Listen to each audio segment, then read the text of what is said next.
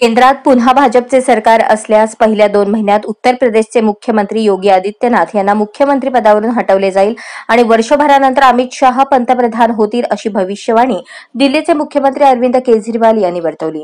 देशातील सर्व राजकीय नेत्यांना संपवण्यासाठी विरोधी पक्षांच्या सर्व नेत्यांना तुरुंगात पाठवणे आणि भाजपमधील सर्व नेत्यांचे राजकारण संपुष्टात आणून पंतप्रधान नरेंद्र मोदी एक देश एक नेता ही मोहीम 2 स्तरांवर राबवत आहेत असा आरोपही त्यांनी केला। तिहार तुरुंगातून 51 दिवसांनी बाहेर पडल्यानंतर शनिवारी त्यांनी आपच्या पक्ष कार्यालयात समर्थकांना संबोधित केले।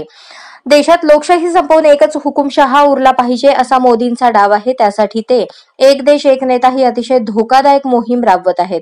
आज मनीष सिसोदिया, हेमंत सोरेन, संजय सिंह, सत्येंद्र जैन असे अनेक मंत्री तुरुंगात आहेत। पुन्हा सत्तेत आल्यास ममता बॅनर्जी, उद्धव ठाकरे, तेजस्वी यादव, पिनराई विजयन, MK स्टॅलिन यांच्यासह विरोधी पक्षनेते तुरुंगात असतील असेही ते म्हणाले। आजच स्मार्ट महाराष्ट्र न्यूज चॅनलला सबस्क्राइब करा।